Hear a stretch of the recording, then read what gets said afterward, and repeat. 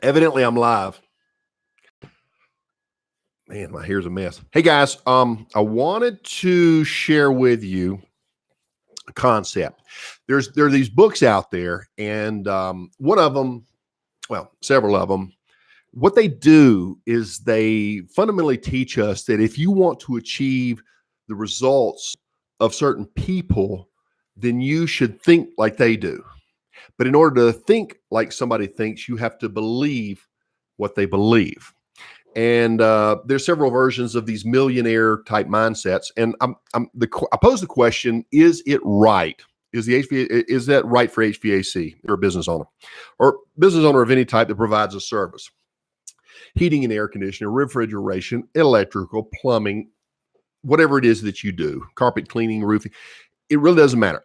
Is this right for you? And I want to submit to you my little chart there, which appears to be reading in reverse. I don't know if it's going to display that way or not. I haven't been doing many lives. I generally record them. But anyway, this is a spectrum.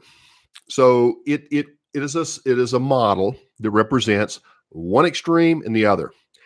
And we're talking about ego here. We're talking about either selfish, me, I don't give a damn about nobody else but myself, or selfless, in which I really don't care about myself. I care about you. I care about my community. I care about, the person on the receiving end. Okay. In order to take care of yourself, a lot of times we sacrifice other people. So the balance point in there, if you're an HVAC contractor, it might look something like this. Your customer, their air conditioning is down. They have at least this work done in order to get it up and running, minimum work. And you have to have at least this much money in order to be able to accomplish that work and at least pay your bills and break even, not even profit. That's that perfect balance point right there. And you know how many businesses operate that way? They just go out and fix stuff and they charge as little as they can because they think that's in everybody's best interest. That is a mistake, my friends. And that's what I wanted to address. Now, we need to take better care of ourselves and our business. And I'm referring to it as a business, not as a person here. But simultaneously, we need to take better care of our customer. So if this is a break-even point, you get what you get. I get what I get. Everybody's happy. And we start to move towards ego, towards selfishness. We're going to start getting into persuasion. I want to persuade you to do more. Then we're going to go to manipulation. I'm going to trick you. Maybe the next step may be lie. Next, it may just be force you. You're going to do this, right? Whatever that would be. On the other end, selfishness. Let's talk about a real life example of that. So you've got a family member, let's say grandma. Grandma's air conditioning is down. It's a piece of junk. You want to take care of grandma. So not only do you take care of grandma, you go over there, you set her in her chair, you put her feet up, you bring her iced tea or iced lemonade, you make sure she's good. You pay your guys, you bring them in, you pay for all the equipment, you do the best work you possibly can, and you buy the best system you possibly can for grandma. She pays nothing. You take care of everything. That is selflessness. That's an extreme there. Okay. So if we run our business like that, which would be great if we could, how are we going to pay the bills? How are we going to stay afloat? How are we going to, be in business, tomorrow or the next day? So we're looking for a balance. And what I'm suggesting here is it's not a balance point. It is a balance range. So how do you move your line from break even to more profitable? To more taking care of your business and not take care of your customer. So what I'm suggesting to you is we don't operate from a point. We operate from a range. So as you do more for your customer, you know what? We can put in the cheapest capacitor that they make, and we have them imported from China. Or we can take one that's made here in the United States, is a better quality, and we can put that in. And in order to do so, for you, the customer, we're going to charge more money for the company, right? Make it a little bit more profitable. That's how it begins to move. So what can you do? And this is the way you need to be thinking. What can you do to deliver more value at every customer interaction and move that line towards taking care of your customer. Transition them from, I don't know you, to, okay, we're doing business. I kind of know you, to, you know what? I like you. I like the way you do business. Until finally, I trust you. I'm going to do business with you. I'm not going to do business with anybody else. Now I'm loyal to you because I trust you. You see, this is the way we have to move the relationship between your customer and you. And the way that you do that is by earning that trust. I mean, I can tell you how honest I am, how great I am, and how much I have, we love our customers. But until I demonstrate that to you, until my actions actually reflect, what I'm suggesting, your customer's not going to buy into that. They're not really going to trust you. They'll smile because they know how to get good service. Yes, sir. Oh, we love you. We love you. Get the best services. You walk out. We're never calling that guy back again.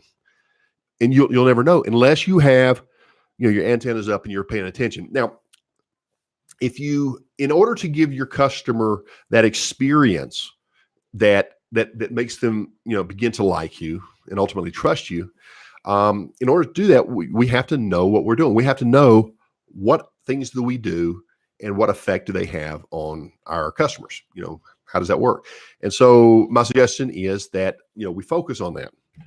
We make more for ourselves. We do more for the customer. We make more money for ourselves, more benefits for ourselves, until it gets to the size where everybody's just winning. How big can it go? I don't know. How big can you stretch it? The industry is changing. The industry has changed a lot in my 36 years because the world is changing. I can remember having to put a dedicated phone line just for a fax machine. Then we had to put a dedicated phone line just to have dial-in for the internet back before high speed. And now, who doesn't have internet? Who doesn't have, fiber optics internet in the United States, and some of these other countries are trying to catch up. Now 4G, and be careful of that 5G. We're hearing some mixed stories on that. But anyway, you see what I'm saying? The world around us is changing, and the way that they view you is changing. And I suggest to you that the more people are doing this, the less they're doing this. They do this because it does something internally for them. But it's artificial. Only this is real. So the more high tech the world becomes, the more high touch you have to be with your customer. And in doing that, we need to look at social media. We need to look at what type of message do we want to communicate. And we want to focus on, being findable, having an internet presence. So what you are going to project online through social media, through Facebook, through LinkedIn, through Facebook and Instagram, wherever your consumer is located, online, you want to have an image. You want to have a persona, and it needs to align with this. You need to be showing great customer empathy, great customer service, and just, over the top, bend over backwards service, and the more you do that, and the more you're genuine, the more you focus on going that way, less about me, but your price books just have to reflect it. Like, that's the price, this is what we do. Then the better you'll take care of yourself this way, as long as you know your numbers and your pricing, and that's key. HVAC Greatness, which is my program, is about the machine. It's about the business model, or let's say the organizational chart, what that looks like as a unit: maintenance techs, service techs, installers, office support, sales, the whole structure. How do we construct that for optimization? How do we internally motivate our key people for optimization? And how do we, in the better part where the rubber meets the road, how do we interact with our customers for optimization, for that great feeling, for that great experience, for that experience where the customer says, man, these people were different. I'm not going to call anybody. I'm calling this person back. I feel like this desire to give back. So I tell my neighbors, I tell my friends, I tell my family. This is how things begin to move in your direction. Don't just make it about the equipment. Make it about your customer. That's the lesson here. So Pete Ramsey here, real quick live, and hopefully that looks like it's coming up backwards. I don't know. We'll see. Pete Ramsey, HVACgreatness.com. Look for the podcast. Look for it on Facebook. There's a private group for HVAC business owners and HVAC business professionals, technicians, installers, whatever it is that you're coming from, and you're going to start your business. You can leak into there and get some really good information because we're sharing a lot of good content. Don't do what I did and get out there and try to figure it out on your own and make the mistakes. Anything that you do new in life, you will get wrong on some level, because everything that you've ever done, if you look back into the past as the way you handle it versus what you encountered, we'd all do things differently, wouldn't we? We'd all do things perfectly. So trust people, who've been there, done that. Lean on their experience a little bit. Anyway, Pete Ramsey, HVAC Greatness. I'm out.